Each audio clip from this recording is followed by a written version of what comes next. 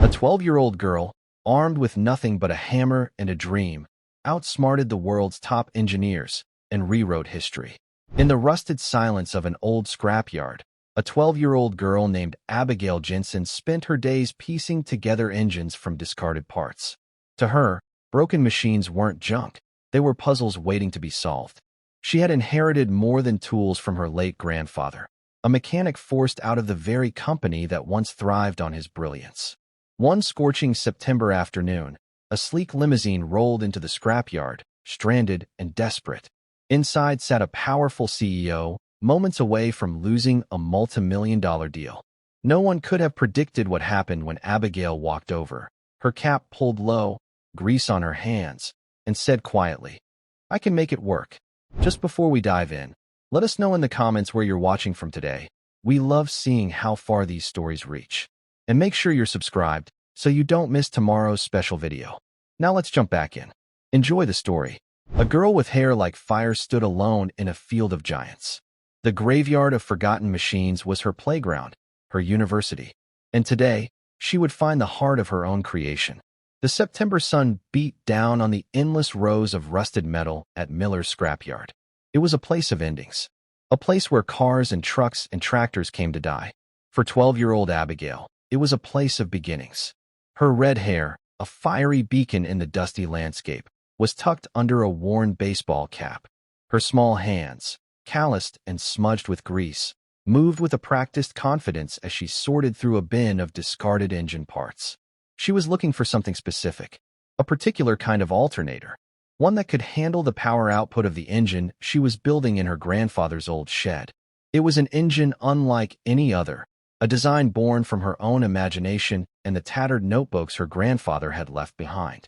A low growl interrupted her search. Not the familiar groan of the scrapyard's crane, but the purr of a high-end engine. A long, black limousine, looking as out of place as a tuxedo at a barn dance, was pulling up to the scrapyard's gate. It moved slowly, awkwardly, like a wounded animal. One of its rear tires was completely flat. The chauffeur, a man in a crisp black suit, got out and stared at the ruined tire with a look of pure despair. He kicked at it, then sighed and pulled out his phone. Through the tinted rear window, Abigail could see the silhouette of a man in the back seat. He was talking on his phone too, his gestures sharp and angry. Abigail watched as the chauffeur struggled with the lug nuts. He was a big man, but he was sweating and grunting, and the lug nuts wouldn't budge. After a few minutes of fruitless effort, he threw the wrench down in frustration. "Everything all right over there?" Abigail called out, her voice clear and steady. The chauffeur looked up, startled. He hadn't seen her. Just a flat-tire kid, and a set of lug nuts that are welded on, apparently. The man in the back of the limo opened his door and stepped out. He was tall and impeccably dressed in a tailored gray suit. His hair was silver at the temples, and his face was etched with lines of impatience. This was a man who was used to things going his way. And today, things were not going his way. "Harrison, what is the delay?" he snapped, his voice like the crack of a whip. "I have a $10 million deal on the line, and I am not going to lose it because you can't change a tire." "I'm sorry, Mr. Thompson," the chauffeur said, his face flushed. "The lug nuts are stripped. I can't get them off." Mr. Thompson pulled out a handkerchief and dabbed at his forehead. He looked at his watch, a gold Rolex that probably cost more than Abigail's family earned in a year. "This is unacceptable. Call for another car." "I've tried, sir. There's no one available. Not out here." Mr. Thompson let out a string of curses that made Abigail's eyebrows shoot up. She had heard language like that from the scrapyard workers, but it sounded different coming from a man in a suit. It sounded desperate. Abigail walked over, her worn-out sneakers crunching on the gravel. "Maybe I can help," she said. Mr. Thompson turned to her, his eyes cold and dismissive. What could a little girl possibly do? Abigail ignored him and knelt by the tire. She looked at the lug nuts. The chauffeur was right. They were stripped, the edges rounded and smooth.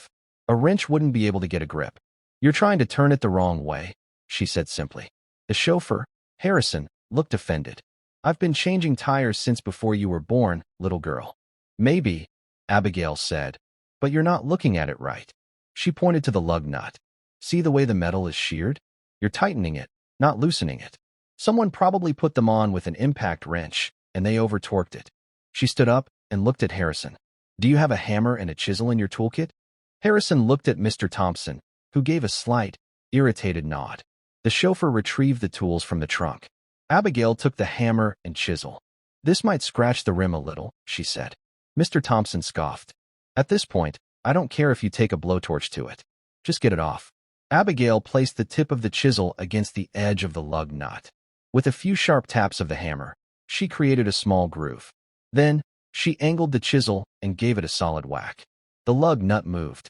Just a fraction of an inch, but it moved.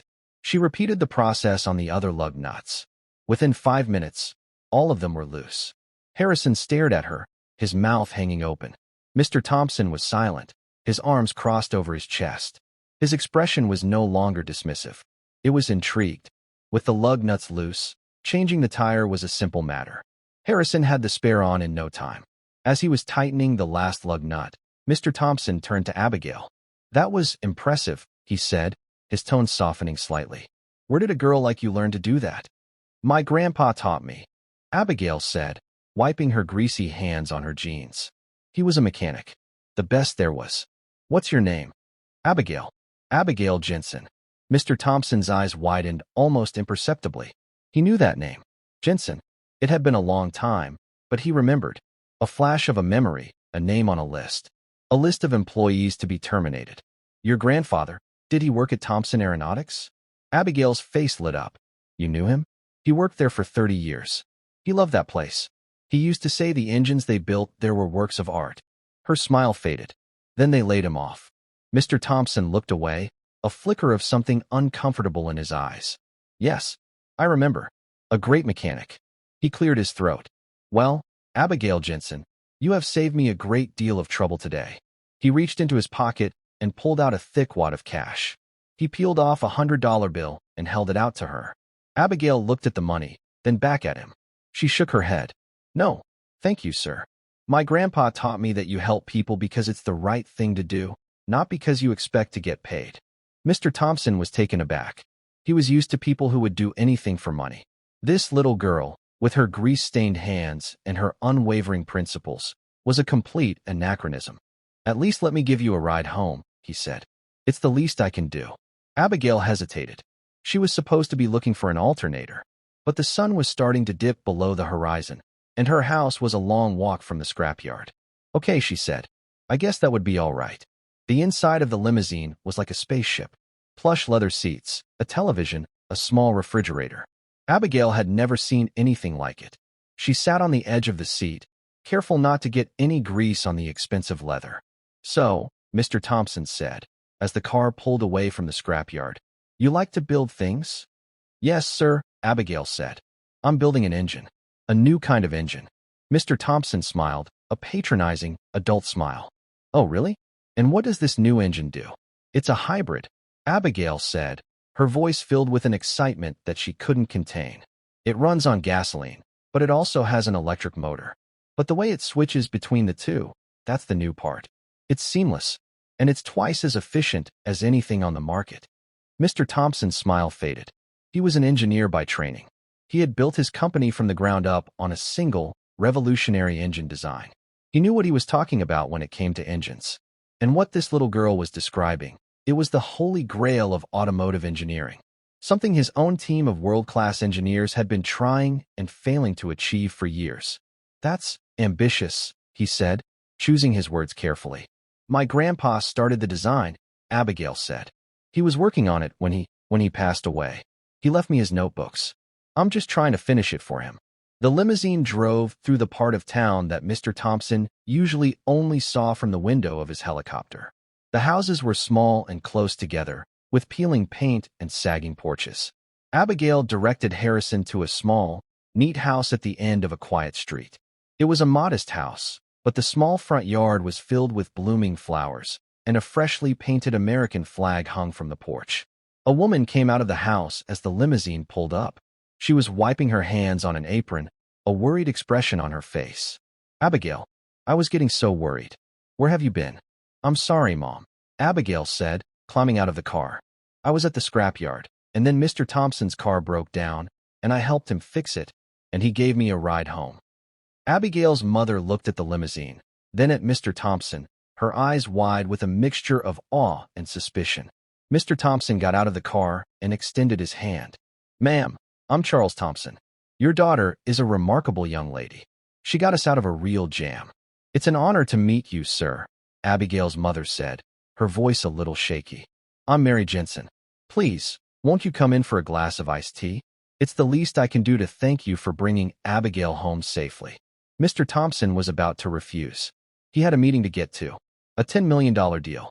But he found himself saying, "I'd like that very much." The inside of the Jensen's house was small, but clean and cozy.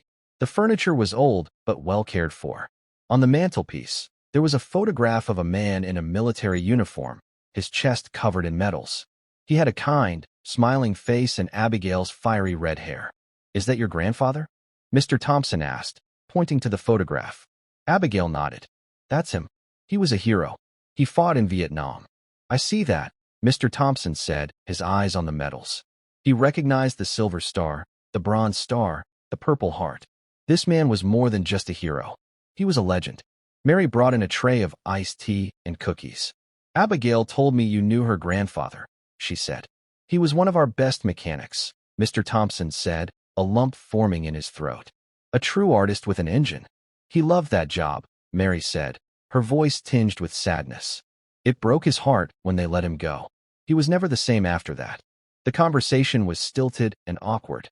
Mr. Thompson felt a growing sense of unease. He had laid off hundreds of workers over the years. It was just business. But sitting in this small house, looking at the face of the war hero he had so carelessly discarded, it didn't feel like business. It felt personal. "Can I show you my workshop?" Abigail asked, breaking the silence. "I'd love to see it," Mr. Thompson said, grateful for the interruption. Abigail led him out the back door to a small, dilapidated shed. The inside, however, was a different world. It was a marvel of organization and ingenuity. Tools hung neatly on the walls. Engine parts were sorted into labeled bins. And in the center of the room, on a makeshift engine stand, was Abigail's creation. It was a beautiful thing, a complex and intricate assembly of gears and wires and pistons. It was a work of art, just as her grandfather had described the engines at Thompson Aeronautics. Abigail pointed to a set of tattered notebooks on a nearby workbench. "These were my grandpa's," she said. "He wrote down all his ideas in here. He was a genius, you know." Mr. Thompson picked up one of the notebooks. The pages were filled with elegant handwriting and detailed schematics. He flipped through the pages, his eyes widening with every turn. The designs were brilliant, innovative, decades ahead of their time. And then he saw it, a design for a new kind of fuel injector, one that could revolutionize engine efficiency. It was a design that was almost identical to the one his own R&D department was currently struggling with. A design that was the key to a massive military contract that would either make or break his company. A cold dread washed over him. He looked at the date on the page. It was dated 5 years ago, 2 years before he had laid off Abigail's grandfather. This is incredible," he said, his voice barely a whisper. "I'm almost done," Abigail said, her eyes shining with pride. "I just need the right alternator. Then I can start it up." Mr. Thompson stayed for another hour, listening to Abigail explain the intricacies of her engine. Her knowledge was encyclopedic. Her passion was infectious.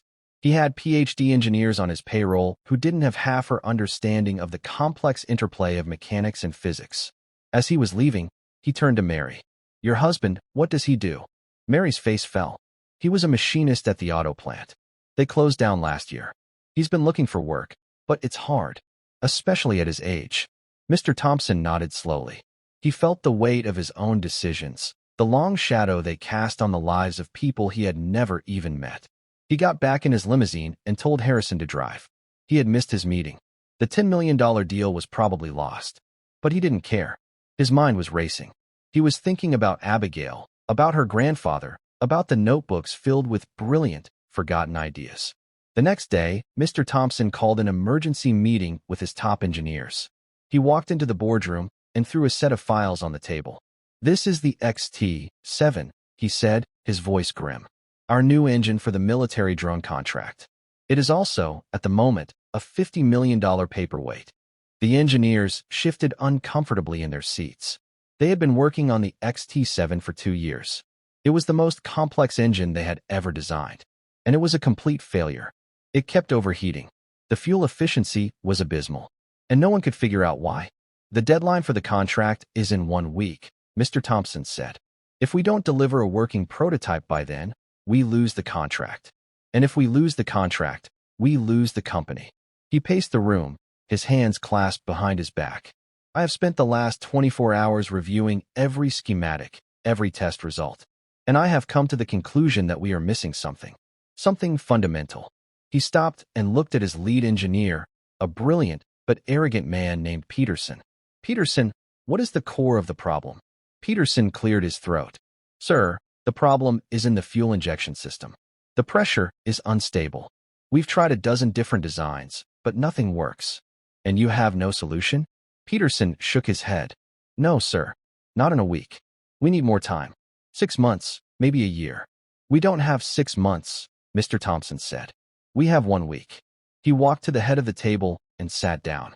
He was a man who had always had the answers. But now, for the first time in his life, he was completely and utterly lost. And then he thought of Abigail. He thought of her in her small shed, surrounded by her grandfather's dreams. He thought of her engine, the elegant and simple solution to a problem that had stumped the best minds in the industry. He made a decision. It was a crazy, desperate, career-ending decision. But it was the only one he had. He picked up the phone and called his chauffeur. Harrison, he said, I need you to go to a little house on the east side of town. I need you to pick up a 12-year-old girl. Harrison drove the limousine with a sense of purpose he hadn't felt in years.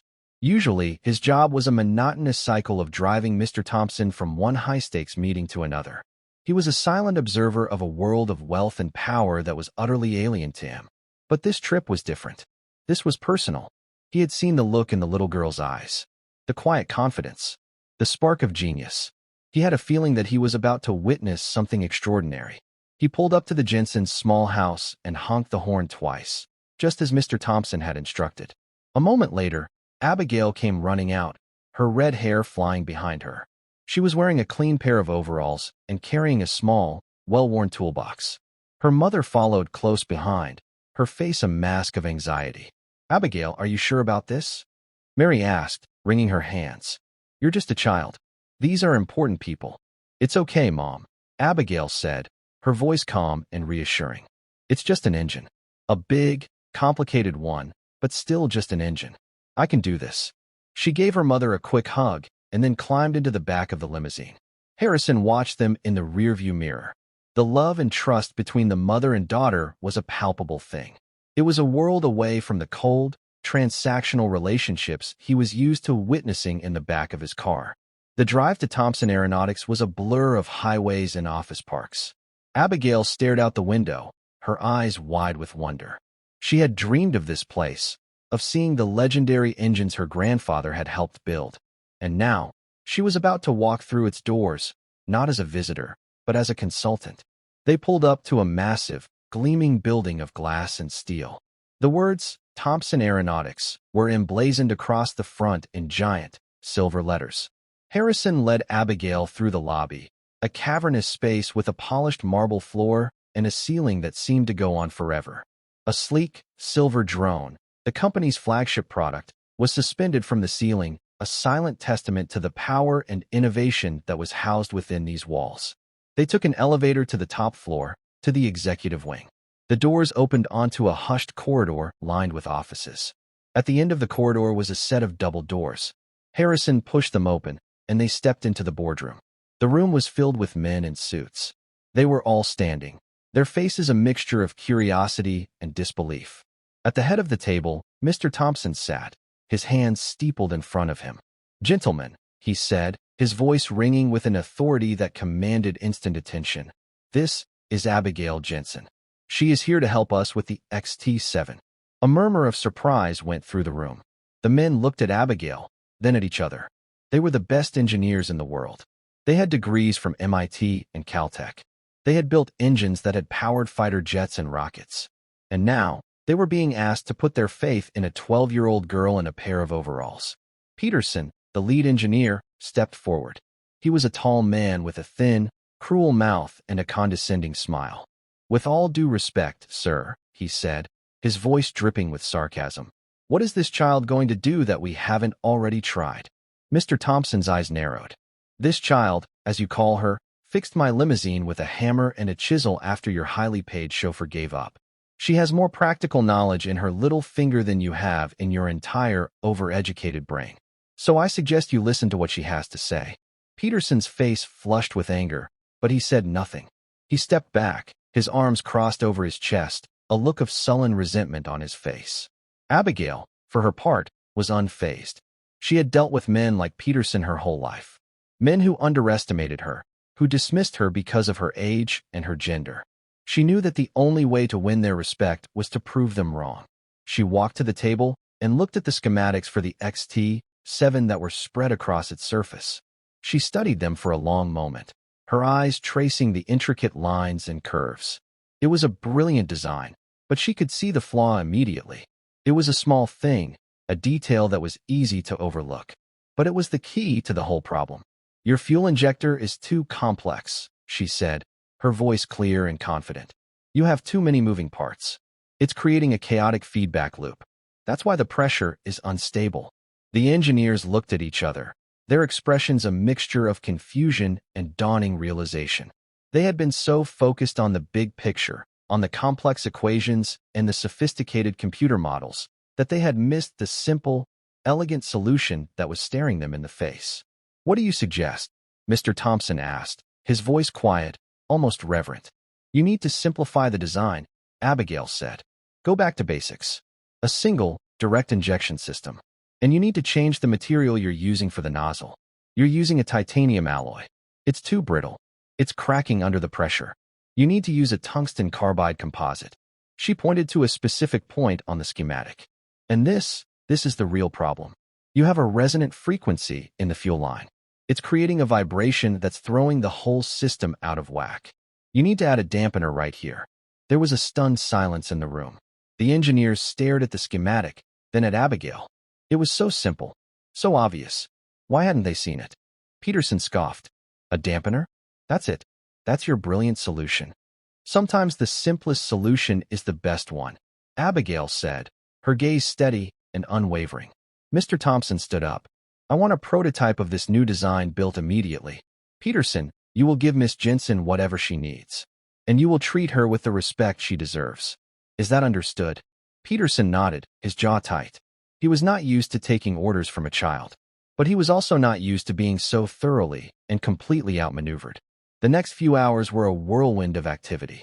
Abigail was given her own workstation in the R&D lab, a state-of-the-art facility that was like a playground for a girl who loved to build things.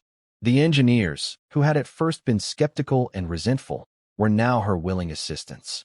They were amazed by her knowledge, by her intuitive understanding of the complex machinery.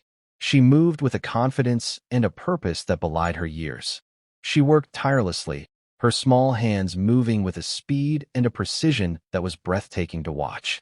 She disassembled the fuel injector, replacing the complex mechanism with a simpler, more elegant design.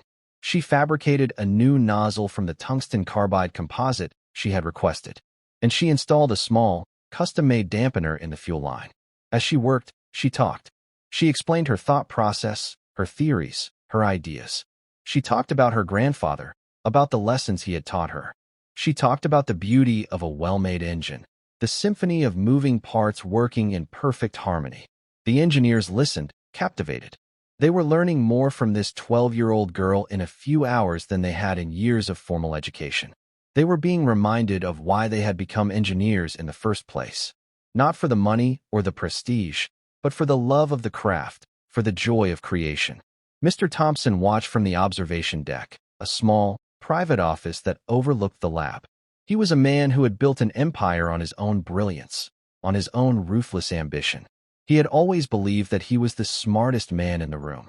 But now, as he watched Abigail work, he was forced to confront a humbling truth. He was not. He thought about Abigail's grandfather, the man he had laid off without a second thought, the man whose genius he had so carelessly discarded. And he felt a pang of guilt, a deep and abiding regret for the first time in his life. Finally, after 6 hours of intense, focused work, Abigail was done. She stepped back from the engine, her face smudged with grease, her eyes shining with a mixture of exhaustion and exhilaration. "It's ready," she said. The engineers gathered around, their faces a mixture of anticipation and anxiety. Peterson stood in the back, his arms crossed, a smug look on his face. He was waiting for it to fail. He was hoping for it to fail. Abigail walked to the control panel and flipped a switch. The engine sputtered to life, a low, rumbling sound that filled the lab. She adjusted a few dials, and the rumbling grew to a steady, powerful hum. The engineers stared at the monitors, their eyes wide with disbelief. The pressure in the fuel line was stable.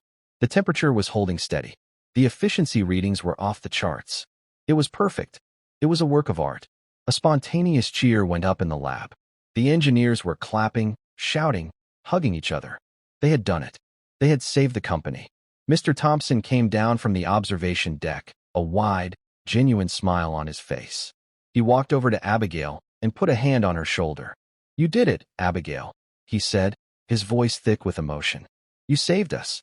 Abigail just smiled, a shy, humble smile that made her look even younger than she was. "I just finished what my grandpa started," she said. Peterson pushed his way through the crowd, his face a mask of fury. "This is a fluke," he sneered. "A lucky guess. It proves nothing." "It proves everything," Mr. Thompson said, his voice cold and hard as steel. "It proves that we have been blind and arrogant. It proves that we have forgotten the most important lesson of all, that genius can come from anywhere, that the best ideas are often the simplest ones, and that a little girl with a toolbox and a dream can be more powerful than a roomful of PhDs. He turned to Peterson. "You're fired," he said simply. "Get out of my building." Peterson stared at him, his mouth agape. He had been with the company for 20 years. He was the highest-paid engineer on the payroll, and he had just been fired by a man who was taking his cues from a 12-year-old girl. He turned and stalked out of the lab, his face a thundercloud of rage and humiliation. The other engineers watched him go, a mixture of fear and relief on their faces. They had all suffered under Peterson's tyrannical rule. They were all glad to see him go. Mr. Thompson turned back to Abigail. "I have a proposition for you," he said. "I want to hire you. Not as an intern, not as an assistant. I want to hire you as a full-time consultant. I want you to have your own lab, your own team. I want you to have access to all of our resources. I want you to help us build the future." Abigail was stunned. She had come here to fix an engine. She had not expected a job offer. She was only 12 years old. She was still in middle school. I don't know what to say," she stammered. "Say yes," Mr. Thompson said, his eyes twinkling. "Say yes, and I will make you a promise. I will pay you a salary that will allow your family to live comfortably for the rest of their lives. I will set up a trust fund that will pay for your college education, wherever you want to go. And I will give you the one thing that money can't buy, the chance to change the world." He then turned to the assembled engineers. "And that's not all. The design for this fuel injector, the core of the XT7's success, was found in the notebooks of a former employee, a man we unjustly terminated years ago. His name was Arthur Jensen. He was Abigail's grandfather. And as of today, I am posthumously reinstating him, with full back pay and benefits, all of which will go to his family. Furthermore, every engine we produce using this design will bear his name. The Jensen injector will be a testament to his legacy." Mary and her husband, David, were brought to the facility. When they heard the news, they were overcome with emotion. Mary wept, tears of both sorrow for her late father and overwhelming joy for her daughter. David, a man who had been beaten down by unemployment and despair, stood tall, his eyes filled with a pride he hadn't felt in years. He saw not just a future for his brilliant daughter, but a restoration of his family's honor. Mr. Thompson also offered David a job. "A man who raised a daughter like Abigail must have something special," he said. "We have a place for a skilled machinist in our prototyping division. If you're interested." David Jensen, a man who had been turned away from dozens of jobs, could only nod, his throat too tight to speak. Abigail looked at her parents, at the tears of joy streaming down their faces. She looked at the engineers, at the looks of admiration and respect in their eyes. And she looked at Mr. Thompson, at the man who had gone from a callous, dismissive tycoon to a humble and grateful benefactor. She knew that this was more than just a job offer. It was a chance to honor her grandfather's legacy. It was a chance to fulfill her own destiny. "Yes," she said, her voice clear and strong. "I'll do it." The weeks that followed were a whirlwind. Thompson Aeronautics won the military contract, a deal that was worth billions and secured the company's future for the next decade.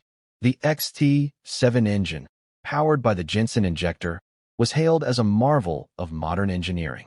Abigail became a minor celebrity, the girl genius who had saved a corporate giant. But she never let the fame go to her head. She remained the same humble, hard-working girl she had always been. She spent her days in her new lab, a sprawling space filled with the latest technology and the brightest minds in the industry. She worked on new designs, on new ideas, on new ways to make the world a better place. She also made sure that her family was taken care of. They moved into a new house, a spacious and comfortable home in a good neighborhood. Her father thrived in his new job, his skills and his work ethic earning him the respect of his colleagues. Her mother, freed from the constant worry of financial insecurity, was able to pursue her own passions. She started a community garden, a place where people from all walks of life could come together to grow food and build friendships. And Mr. Thompson, the man who had been so profoundly changed by his encounter with a little girl in a scrapyard, became a different kind of CEO. He started a foundation in Arthur Jensen's name, a nonprofit that provided scholarships and grants to young inventors from disadvantaged backgrounds. He made Thompson Aeronautics a model of corporate responsibility, a company that valued its employees as much as its profits.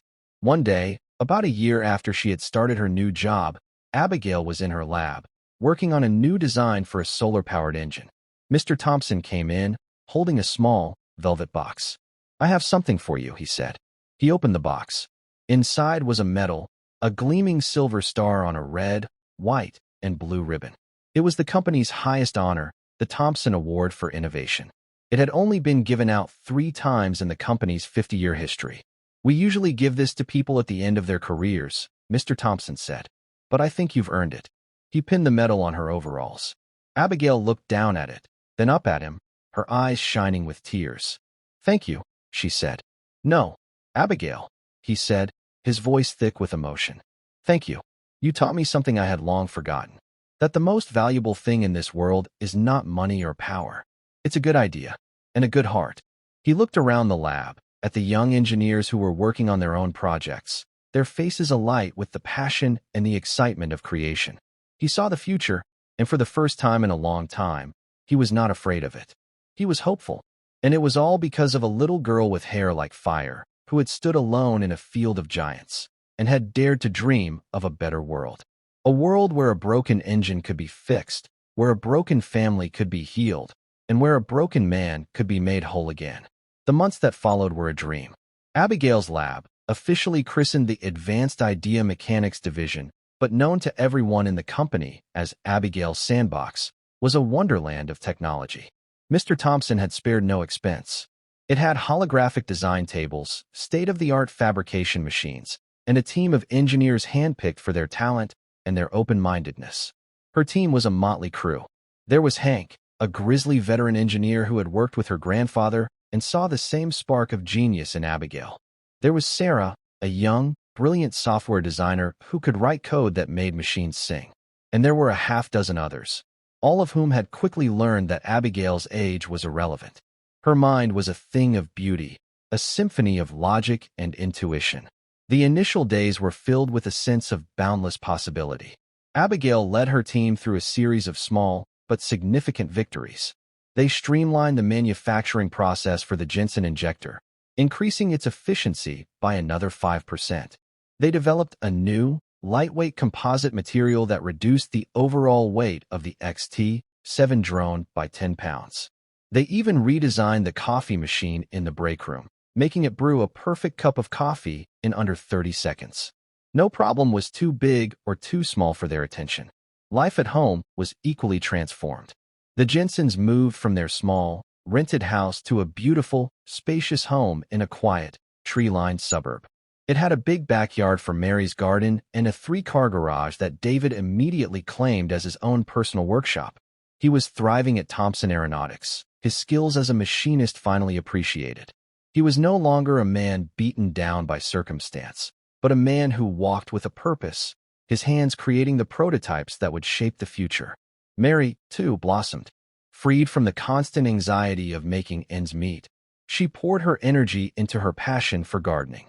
Her community garden project became a local sensation, a place where people from all walks of life came together to cultivate not just plants, but friendships.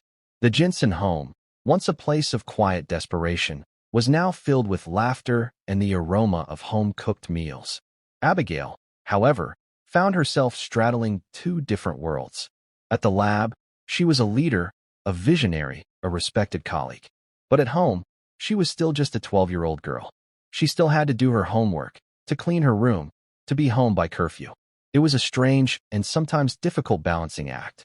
One evening, as she was sitting at the kitchen table, struggling with an algebra problem, her father came in and sat down beside her. He looked at the equation, a complex jumble of variables and exponents, and then he looked at his daughter, at the faint smudge of grease on her cheek that she had missed when she washed her face. "You know," he said, his voice soft, "your grandpa used to say that algebra was just a different kind of engine. You just have to find the right parts and put them together in the right order." He pointed to the equation. "What if you think of X as the fuel and Y as the spark? What do you need to do to make it run?" Abigail looked at the problem with fresh eyes. She saw the patterns, the relationships, the elegant simplicity that was hidden beneath the surface. And suddenly, the answer was clear. She solved the equation in a few quick steps and then looked up at her father, a wide, grateful smile on her face. "Thanks, Dad." "Anytime, kiddo," he said, ruffling her hair. "Just because you're a genius doesn't mean you don't need your old man's help every once in a while." It was in moments like these that Abigail felt the most grounded, the most herself. She was the girl who could redesign a jet engine, but she was also the girl who needed her dad's help with her homework. And she was okay with that. The honeymoon period, however, could not last forever. The world of corporate aerospace was a brutal and unforgiving one, and Thompson Aeronautics had a powerful and ruthless competitor, Vanguard Dynamics. Vanguard was run by Marcus Thorne, a man who had once been Mr. Thompson's protege. Thorne had been a brilliant young engineer, but his ambition had been tainted by a streak of avarice and a complete lack of ethics. He had left Thompson Aeronautics under a cloud of suspicion, accused of stealing proprietary designs. He had started Vanguard with a single-minded goal, to crush his former mentor and dominate the industry. For years, Vanguard had been a minor player, a constant but manageable irritant. But now, with the success of the XT-7, Thorne saw his opportunity. He launched an all-out assault on Thompson Aeronautics, a campaign of corporate espionage and public smear tactics that was designed to undermine their credibility and steal their military contract. It began with a whisper campaign. Rumors began to circulate in the industry press that the Jensen injector was not a new invention, but a rehash of an old, discarded design. Anonymous sources claimed that the efficiency ratings were exaggerated, that the engine was unreliable, that it was a disaster waiting to happen. Then came the bombshell. At a major aerospace trade show, Vanguard Dynamics unveiled its new engine, the Vindicator. It was a blatant copy of the XT-7, right down to the fuel injector design. Thorne, with his trademark arrogance, claimed that he had been working on the design for years, that it was Thompson who had stolen it from him. The market reacted with predictable panic. Thompson Aeronautics' stock price plummeted. The military, spooked by the controversy, announced that it was putting the drone contract under review. The future of the company, which had seemed so bright just a few short months ago, was now hanging by a thread. An emergency meeting was called in the boardroom. The atmosphere was thick with tension and fear. Mr. Thompson stood at the head of the table, his face a grim mask. "Thorne is trying to bury us," he said, his voice low and dangerous. "He's using our own technology against us, and he is doing it with a campaign of lies and innuendo." He looked around the room, at the faces of his trusted advisors. "We have to fight back. We have to prove that our engine is superior. We have to innovate. We have to give the military something that Vanguard can't possibly match." All eyes in the room turned to Abigail. She had been sitting quietly at the end of the table, listening to the grim pronouncements, the weight of the company's future settling on her small shoulders. "Abigail," Mr. Thompson said, his voice softening, Can you do it? Can you make the XT7 even better? Abigail looked at the faces around the table, at the mixture of hope and desperation in their eyes. She thought of her grandfather, of the legacy she was trying to honor. She thought of her family, of the new life they had built. She thought of the engineers in her lab, the people who had put their faith in her. She took a deep breath. Yes, she said, her voice steady and clear. I can. The days that followed were the most intense of Abigail's young life. The sandbox, once a place of joyful creation, became a pressure cooker. The playful atmosphere was replaced by a sense of grim determination. The engineers worked around the clock, fueled by coffee and a shared sense of purpose. But the pressure was taking its toll on Abigail. The joy of invention, the pure, unadulterated pleasure of solving a puzzle, was being replaced by the gnawing anxiety of a looming deadline. She stopped sleeping. She barely ate. She spent every waking moment in the lab, staring at schematics, running simulations, trying to find a breakthrough that seemed to be just out of her reach. She was trying to improve the engine's cooling system. The XT7 was a powerful engine, but it generated a tremendous amount of heat. If she could find a way to cool it more efficiently, she could increase its power output without sacrificing its stability. But the problem was more complex than anything she had ever faced. The laws of thermodynamics were unforgiving. Every solution she came up with created a new set of problems. It was a frustrating and demoralizing process. One night, late, as she was sitting alone in her lab, staring at a holographic projection of the engine, Mr. Thompson came in. He was carrying 2 mugs of hot chocolate. He set one down on her workbench and sat down in the chair beside her. They sat in silence for a long moment, watching the holographic engine rotate slowly in the air. You're pushing yourself too hard, Mr. Thompson said finally. I have to, Abigail said, her voice tired and strained. Everyone is counting on me. I know, he said, but you're not going to find the answer by staring at the same problem until your eyes bleed. Sometimes, the best way to solve a problem is to walk away from it for a while. He took a sip of his hot chocolate. When I was a young man, just starting out, I was working on a design for a new kind of turbine blade. I was obsessed with it. I worked on it for months, day and night. I was convinced that it was going to be my masterpiece. But it just wouldn't work. I was on the verge of giving up. I was angry and frustrated, and I was ready to quit. He smiled, a nostalgic, faraway look in his eyes. And then, my mentor, a wise old man who had forgotten more about engines than I would ever know, came to me and he said, Charles, you are a brilliant engineer, but you are a terrible artist. I didn't know what he meant. He told me to go to the art museum, to spend the day looking at paintings and sculptures. I thought he was crazy, but I did it. And as I was standing there, looking at a sculpture of a bird in flight, I saw it. The curve of its wing, the elegant, simple way it cut through the air. And I knew that was the answer. He turned to Abigail, his eyes kind and understanding. You are a brilliant engineer, Abigail, but you are also a 12-year-old girl, and you have forgotten how to play. He stood up. Tomorrow, we are going to take the day off. We are going to go to the Air and Space Museum. We are not going to talk about work. We are not going to talk about engines. We are going to look at old airplanes and dream of flying. The next day, they did just that. They walked through the museum, a cavernous building filled with the ghosts of aviation history. They looked at the Wright Flyer, a fragile contraption of wood and canvas that had changed the world.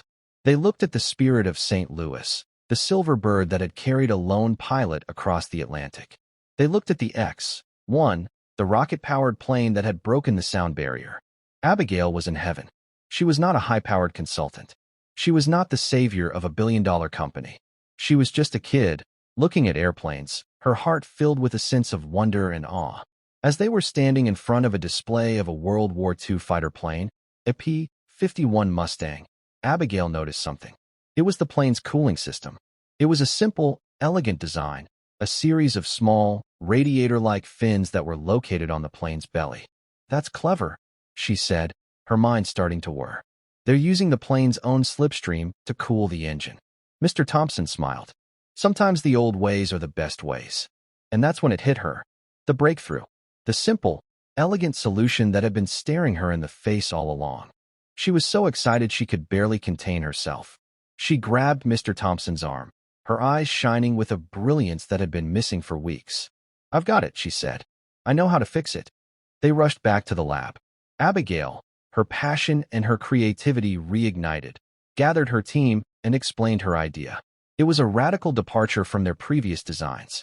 It was inspired not by complex computer models, but by the elegant simplicity of a 70-year-old airplane. She proposed a new cooling system, one that used a series of small, micro-channeled fins that would be integrated into the engine's housing. The fins would be made of a new, highly conductive alloy that would draw heat away from the engine's core. And, like the P-51 Mustang, they would be cooled by the drone's own slipstream. It was a brilliant, counterintuitive idea. It was a solution that could only have come from a mind that was not constrained by the rigid rules of conventional engineering. It was a solution that could only have come from Abigail.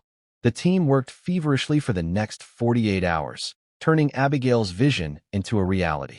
They fabricated the new components, they rewrote the control software, they reassembled the engine. And then, the moment of truth arrived. They put the newly modified XT-7 on the test stand. They powered it up. They pushed it to its limits. The results were astonishing. The engine ran cooler, quieter, and more efficiently than ever before. The power output was increased by a staggering 15%. It was no longer just an improvement on the old design. It was a new engine, a better engine, an engine that would leave Vanguard Dynamics in the dust.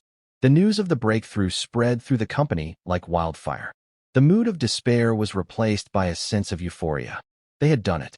They had snatched victory from the jaws of defeat. A few days later, Mr. Thompson called another meeting in the boardroom. But this time, the atmosphere was not one of fear and anxiety, but of triumph and celebration. He stood at the head of the table, a broad, proud smile on his face. "Ladies and gentlemen," he said, his voice ringing with emotion, "I give you the XT-8, the most advanced, most efficient, most powerful engine in its class. An engine that will not only secure our contract with the military, but will also revolutionize the entire aerospace industry." He paused, and his eyes fell on Abigail, who was sitting at the end of the table, a shy, humble smile on her face. "And we owe it all to this young lady," he said. "A young lady who reminded us that the best ideas do not come from a place of fear or desperation.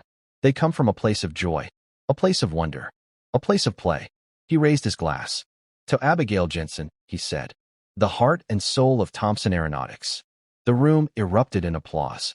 The engineers, the executives, the men and women who had dedicated their lives to building the future, all stood and cheered for the little girl who had saved them all. Abigail, her face flushed with a mixture of pride and embarrassment, looked around the room, at the faces of the people who had become her friends, her colleagues, her second family. She had come to this place as a stranger, a child in a world of adults. But now, she was one of them. She was an engineer. She was an innovator. She was a leader. And she was just getting started. The unveiling of the XT-8 was a carefully orchestrated event. Mr. Thompson invited the top brass from the Department of Defense, along with a select group of industry journalists, to a private demonstration at Thompson Aeronautics' secure testing facility. It was a high-stakes gamble. He wasn't just showing them a new engine. He was making a statement. He was drawing a line in the sand and daring Marcus Thorne to cross it. Thorne, of course, was there. He had used his considerable influence to secure an invitation, arriving with a smug smile and a team of lawyers. He positioned himself at the front of the observation room, a predator waiting for the perfect moment to strike. The demonstration began. The XT-8 performed flawlessly, its quiet hum a stark contrast to the roar of conventional engines. On the giant screens in front of the audience, real-time data streamed in, showing unprecedented levels of power, efficiency, and thermal stability. The military officials were visibly impressed, whispering amongst themselves and scribbling notes. When the demonstration concluded, Mr. Thompson stepped up to the podium. He spoke of the company's commitment to innovation, of the tireless work of his team. Then, he introduced Abigail. "The breakthrough that made this engine possible," he said, his voice filled with pride, "did not come from a committee or a focus group. It came from the brilliant mind of one young woman, our lead innovator, Miss Abigail Jensen." A ripple of murmuring went through the room as Abigail, looking impossibly small in the vast, sterile auditorium, walked to the podium. She wore a simple dress and a lab coat, the Thompson Award for Innovation pinned to her lapel. Before she could speak, Marcus Thorne's voice boomed from the front row. "This is a farce," he shouted, standing up. "Are we really supposed to believe that this child is responsible for this? It's a marketing gimmick, nothing more. A pathetic attempt by a failing company to hide its own incompetence behind a cute story." The room fell into a shocked silence. The military officials looked uncomfortable. Mr. Thompson's face hardened, and he started to step forward, but Abigail put a small hand on his arm, stopping him. She looked at Thorne, not with fear or anger, but with a calm, steady gaze. "Mr. Thorne," she said, her voice clear and amplified by the microphone. "I understand why you might think that. It is unusual, but genius doesn't care about age. And the truth doesn't care about skepticism. The science speaks for itself." She turned to the large screen behind her and began to speak. She didn't use flashy graphics or corporate jargon. She just talked, explaining the principles of thermodynamics, the challenges of heat dissipation in a closed system, and the elegant, nature-inspired solution of the biomimetic cooling fins. She spoke with a passion and a clarity that was mesmerizing. She made the complex simple, the esoteric understandable. She wasn't reciting a speech, she was teaching a masterclass. When she finished, the room was silent for a moment, and then it erupted in spontaneous applause. The military generals were on their feet, their faces lit with admiration. Thorne was apoplectic. His face was red, his fists clenched. "Lies. It's all a lucky guess. A fluke. You have no proof that this child is anything more than a puppet." "On the contrary, Mr. Thorne," Mr. Thompson said, stepping up beside Abigail. His voice was dangerously quiet. "We have all the proof we need, and not just about the XT8. On the screen behind them, Abigail's presentation was replaced by a series of documents. Internal Vanguard emails, encrypted file transfers, dated schematics. "For the past several weeks," Mr. Thompson explained, "my security team has been conducting an investigation. We were curious how your Vindicator engine, which you claim to have been developing for years, managed to be a near-perfect replica of our XT7. A design, I might add, that was based on the private notebooks of the late Arthur Jensen." He pointed to a document on the screen. It was a file directory from a server dated 6 years ago. When we terminated Arthur Jensen's employment, his workstation was put into storage. No one thought to properly wipe the hard drive. It contained all of his personal project files, including the foundational designs for a direct injection fuel system. He then displayed a second document, a digital receipt.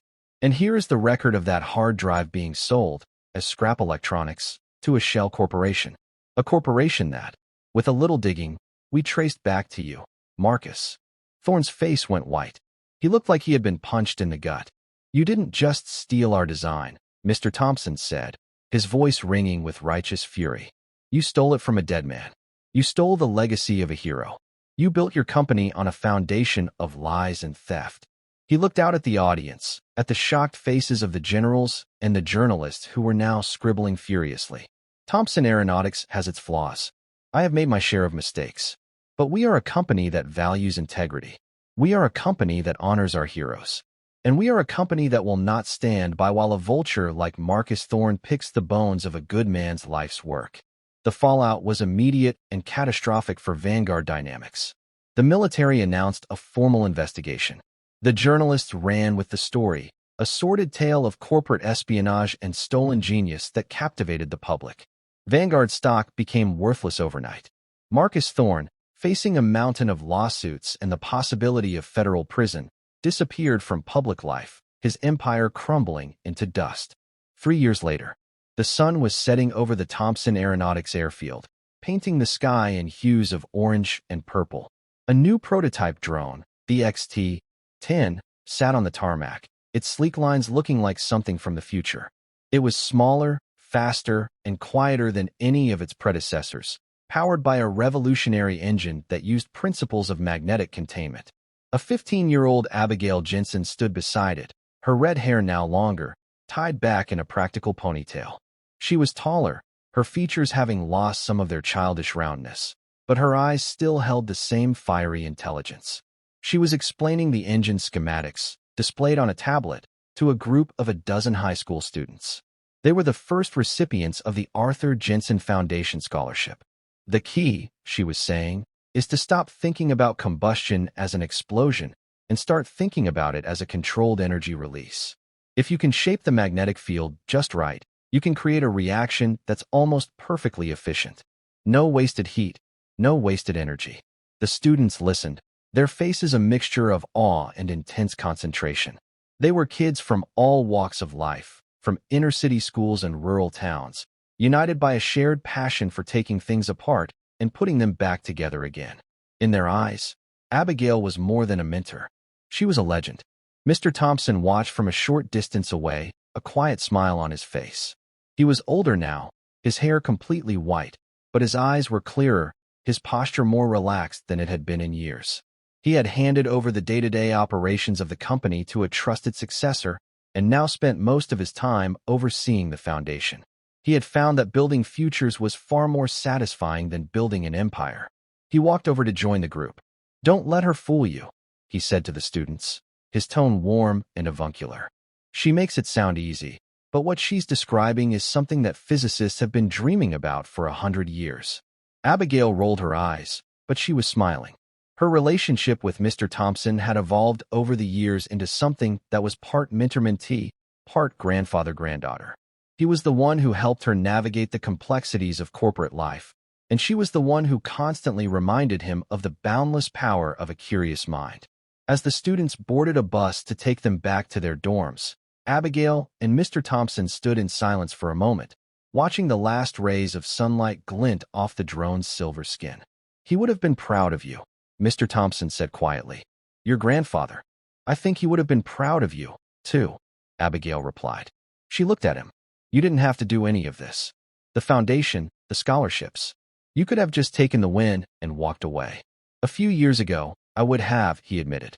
"But you and your grandfather taught me that a company is more than just a balance sheet. It's a legacy.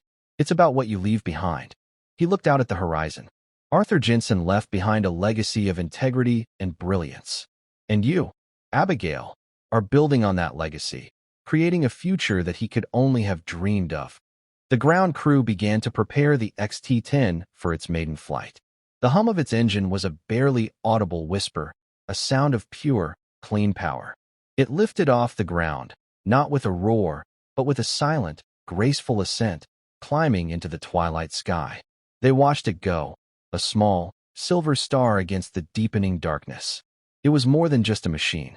It was a testament to a promise kept, a legacy honored, and a future that had been saved by a little girl with grease on her hands and fire in her heart, who had looked at a broken world and said, "I can make it work." Thank you for following this story. If you enjoyed it, please subscribe and share your thoughts below. Where are you watching from? Let us know in the comments. Stay tuned for more immersive stories.